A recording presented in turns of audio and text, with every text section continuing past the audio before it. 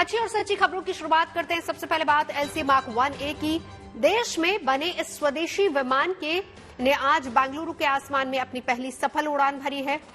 HAL यानी Hindustan aeronautics limited की ओर से इस बात की जानकारी दी गई, जिसमें बताया गया है कि 18 मिनट की सॉटी के बाद विमान की सुरक्षित लैंडिंग प्रक्रिया पूरी की गई और ये फाइटर जेट तेजस का अपग्रेडेड वर्जन है, जिसमें कुछ चीजें बदली गई हैं ताकि इसे और भी ज्यादा ताकतवर बनाया जा सके और जल्दी ही विमान इंडियन एयरफोर्स का हिस्सा बनने वाला है।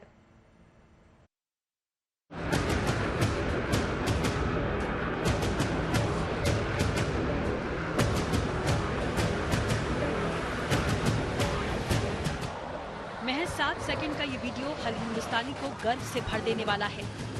ये है तेजस का नया अवतार LCA मार्क 1A, जो पहले से ज्यादा घातक और पहले से ज्यादा मारक बना दिया गया है। आज इस फाइटर जेट ने अपनी पहली सफल उड़ान बेंगलुरु के आसमान में भरी तो दुनिया ने एक बार फिर मेड इन इंडिया का दम देखा। हिंदुस्तान एरोनॉटिक्स लिमिटेड की ओर से इसकी सफल उड़ान की जानकारी दी गई, जिसमें बताया गया कि ये विमान अपनी पहली उड़ान के दौरान 15 मिनट तक हवा में रहा। HAL ने आज बेंगलोर के आसमान में एक नई उड़ान भरी है। LCA तेजस मार्क 1 की सफल उड़ान के बाद भारतीय वायुसेना के लिए एक बड़ी सफलता इसे माना जा रहा है, क्योंकि अब भारतीय वायुसेना को LCA के बाद LCA मार्क 1 की जरूरत है, जो कि ज्यादा आधुनिक लड़ाकू विमान है।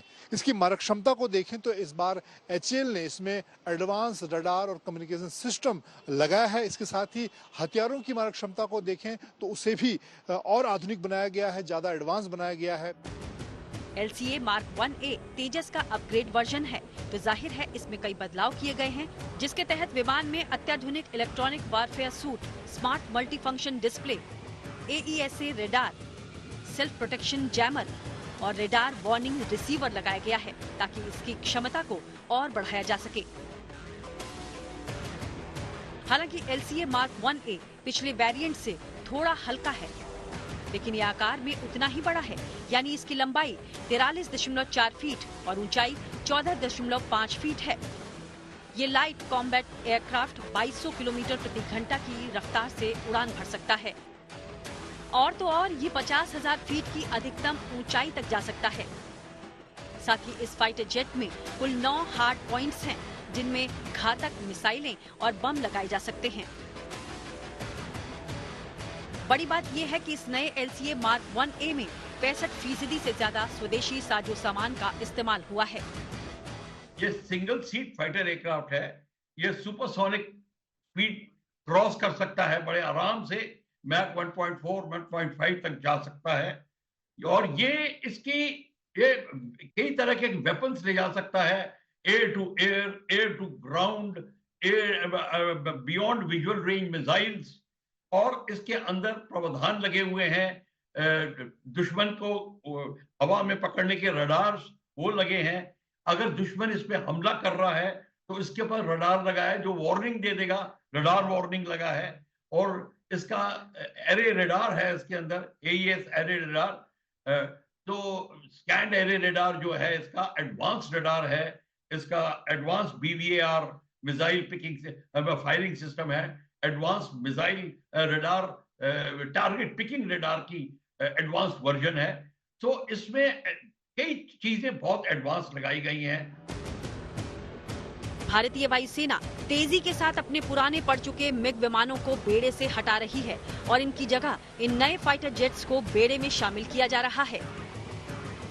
जानकारी के मुताबिक वायुसेना को 180 तेजस फाइटर जेट्स की जरूरत है।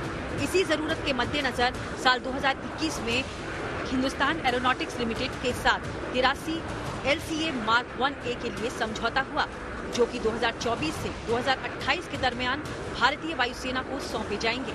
खबर तो ये भी है कि इसी महीने के आखिर तक वायुसेना को पहला LCA मार्क 1A विमान सौंपा जा सकता है, जिसे पाकिस्तान सरहद के नजदीक बीकानेर के नाल एयरबेस पर तैनात किए जाने की तैयारी है।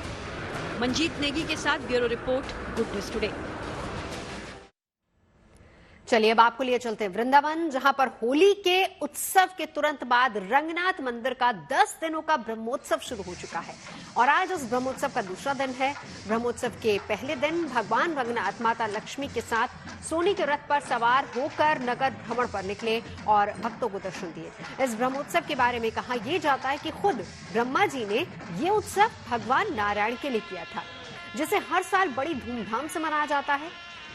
कैसी है इस ब्रह्मोत्सव की रौनक, आपको इस रिपोर्ट में दिखाते हैं।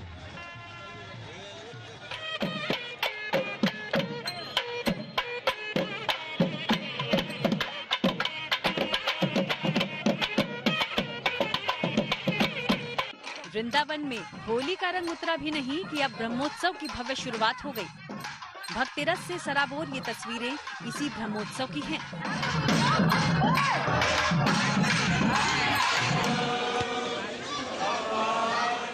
एक दिन पहले रंगनाथ मंदिर में सुबह सवेरे शुभ मुहूर्त में मंत्रोच्चार के बीच सबसे पहले पूजा हुई। इसके बाद सोने के रथ पर सवार होकर गाजे-बाजे के साथ भगवान रंगनाथ और माता लक्ष्मी बड़े बगीचा पहुंचे, जहां कुछ वक्त विश्राम करने के बाद वो मंदिर वापस आए। मंदिर से बड़े बगीचा तक निकाली गई इस शोभा यात्रा को देखने के लिए वृंदावन की सड़कों पर सैलाब सा उमड़ आया। क्या बच्चे और क्या बुजुर्ग, क्या महिलाएं और क्या पुरुष, हर कोई ब्रह्मोत्सव के रंग में रंगा नजर आया। हम 3 दिन हो गए। कितने लोग हैं आप? हम 10-12 के करीब हैं। सभी को आप कैसा लग रहा है? बहुत अच्छा लग रहा है। राधे राधे। आप कौन सी बार आई हैं आप यहाँ पे? पहली दफा आई। पहली बार भी अच्छा लग रहा है। बहुत अच्छा लग रहा है। ठीक है। आज इस ब्रह्मोत्सव का दूसरा दिन रहा। पहले दिन की तरह ही दूसरे दिन भी पूजा पाठ के बाद भगवान रथ पर सवार होकर रंगनाथ मंदिर से बड़े बगीचा पहुँचे। भगवान नगर भ्रमण पर निकले तो भक्तों के जयकारे से पूरा माहौल गूंज उठा। आज भगवान जी का ब्रह्मोत्सव का दूसरा दिन है और दिन में भगवान जी आनंद में गोदामा जी के साथ सूर्य प्रभा में विराजमान है। सूर्य प्रभा जो सभी ब्रह्मांड को प्रकाशित करते हैं। भगवान अपने एक चक्षु जो सूर्य मानते हैं और दूसरा चक्षु चंद्रमा है, जो अपने सूर्य दृष्टि से सभी के पापों को, कर्मों को भस्म करके सबके जीवन में उजागर लाते हैं, सौभाग्य लाते हैं। और भगवान जी सूर्य प्रभा में विराजमान होकर बड़े बगीचे तक पधारेंगे और सबको वहाँ आनंद में दर्शन देंगे। और यहाँ सभी रास्ते में देखेंगे तो कोलाहल, सब लोग डांडिया कर रहे हैं, नृत्य कर रहे हैं, गायन कर रहे हैं और बाजा भी चल रहा है और वेद गोष्ठी भी हो रही है और दिव्य प्रबंध का अनुष्ठान भी हो रहा है। तो भगवान के ब्रह्मोत्सव में सब लोग आइए और आनंद लीजिए। जय श्रीमन नारायण।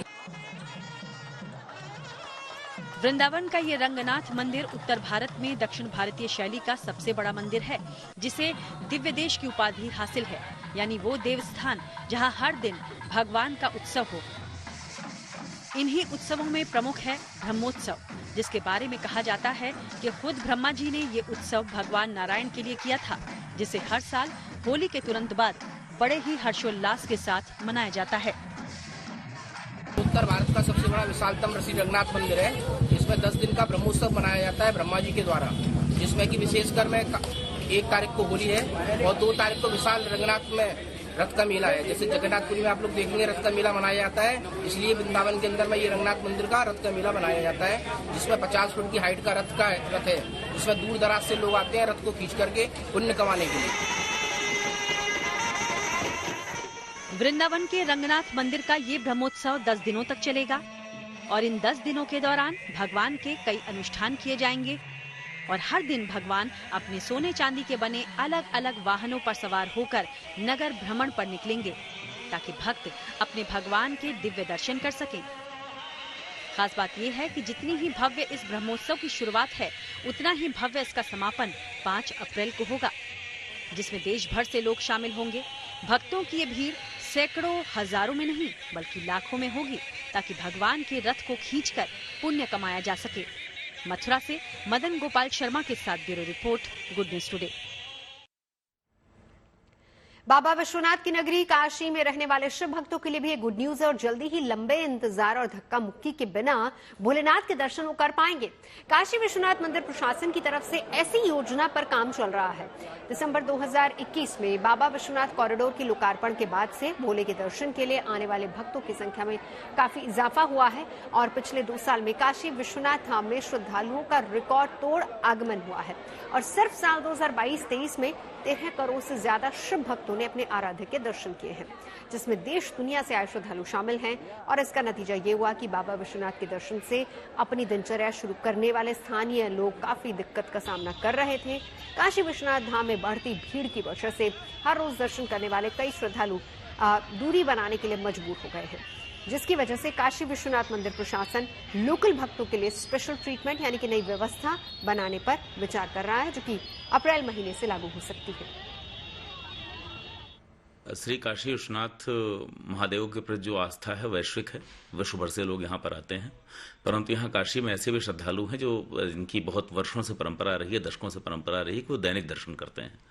तो उनकी सुविधा के दृष्टिगत एक प्रस्ताव इस तरह का आया है जिस पर हम लोग विचार कर रहे हैं कि उनके लिए एक अलग द्वार या कुछ एक समय दे दिया जाए, उस विंडो में उनके लिए स्पेसिफिक दर्शन के लिए हम किसी एक द्वार से उनको प्रवेश दे सकें। अभी इस पर हालांकि कोई बहुत कंक्रीट परिणाम नहीं निकल पाया है, लेकिन यह जरूर हम लोग विचार कर रहे हैं कि इस तरह की कोई योजना बनाई जाए जो बाहर से आने वाले श्रद्धालु हैं उनकी सुरक्षा और उनकी भी सुविधा का ध्यान रखते हुए, यहाँ के स्थानीय लोगों की सुविधा और सुरक्षा का भी ध्यान देते हुए, मंदिर की शुचिता और पवित्रता का ध्यान देते हुए, सभी की सहमति से और सभी की सुविधा का ध्यान देकर सिक्योरिटी एजेंसी से भी कोलैबोरेट कर लेंगे, उनसे भी डिस्कस कर लेंगे, उसके आधार पर कोई समाधान निकालने का प्रयास किया जा रहा है। प्रमाण पत्र हैं, आधार कार्ड हैं, उसके आधार पर पहचान होती है। उसके बाद स्थानीय में भी जो व्यक्ति कभी कभार आता है और जो लगभग प्रतिदिन आते हैं उनको हम चिन्हित कर सकते हैं। इस तरह के कार्ड्स ही पहले बने थे दैनिक दर्शनार्थी वाले जो लोग बनाते हैं, तो उसकी भी समीक्षा की जा रही है कि उसमें जो एलिजिबल लोग हैं वो बने रहें, जो नॉन एलिजिबल लोग हैं वो ना बनी रहें। और जो व्यक्ति रोज आ रहा है वो जाहिर सी बात है कि अपनी दैनिक दिनचर्या के साथ समय निकाल रहा है, तो उसको थोड़ा प्राथमिकता देने पर विचार किया जा रहा है कि हम उसके लिए कैसे सुविधा दे सकते हैं। और जो व्यक्ति कभी कभार आ रहा है उसकी स्थिति वही होती है जो बाहर से आने वालों की, एक आदमी समय निकाल कर दर्शन करने आया है। तो धाम में जितना अधिक से अधिक समय व्यक्ति का बीते उसको उतना अधिक से अधिक पुण्य मिलता है, यह भी मान्यता है।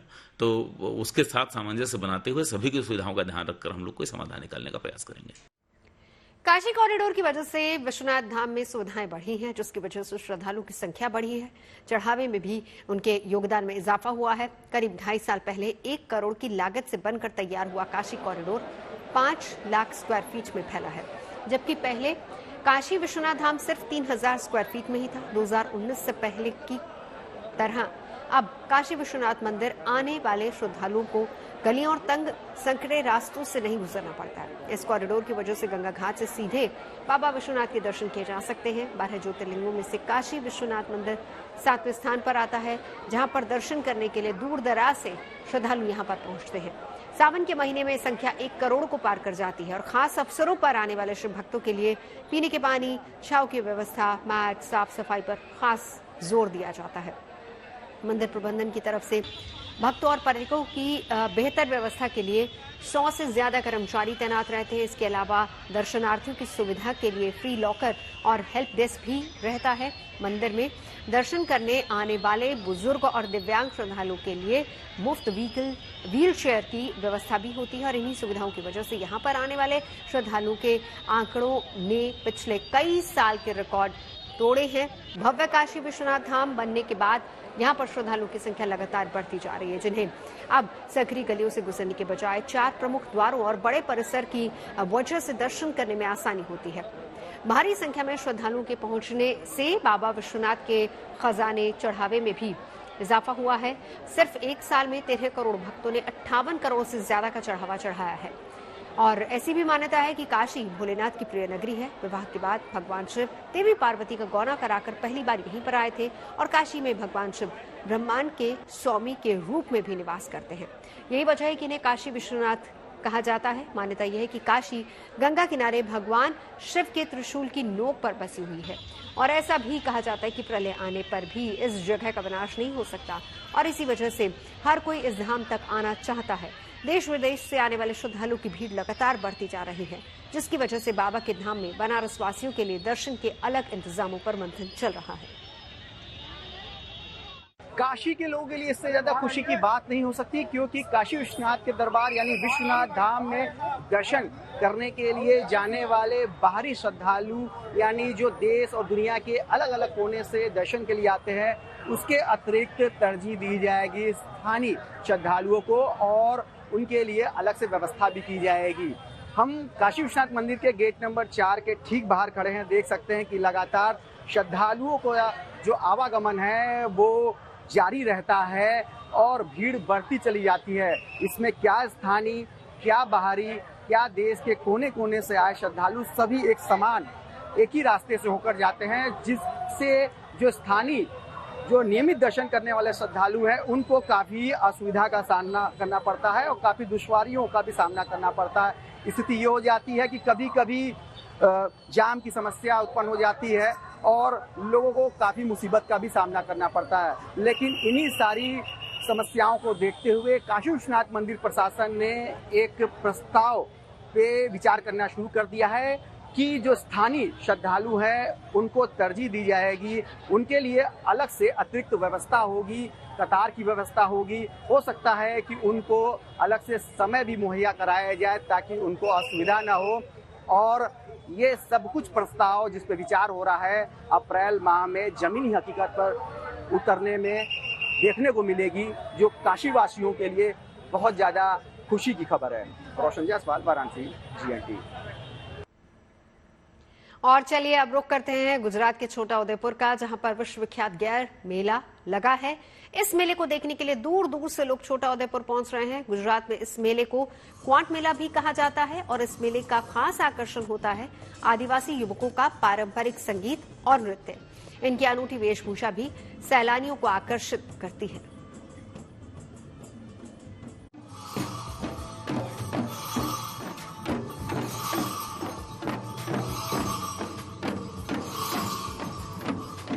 शरीर और चेहरे पर सफेद बिंदु से चित्रकारी, सिर पर मोर पंख और रंगीन बांस की टोपी,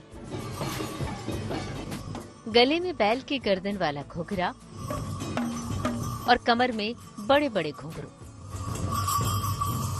पारंपरिक वाद्य यंत्रों पर धीमे धीमे लयबद्ध होकर थिरकते पांव। ये अनूठी और मनमोहक तस्वीर है गुजरात के छोटा उदेपुर जिले में चल रहे विश्व विख्यात गैर मेले का,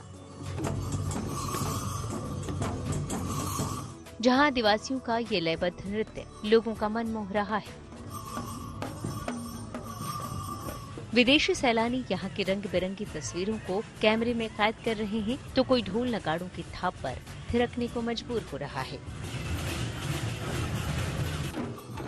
दुनिया भर में मशहूर इस मेले को क्वांट मेला भी कहा जाता है। असल में ये गुजरात के छोटा उदेपुर इलाके की भील और कोली जनजाति का मेला है, जो होली के त्योहार के तुरंत बाद क्वांट गांव में आयोजित किया जाता है।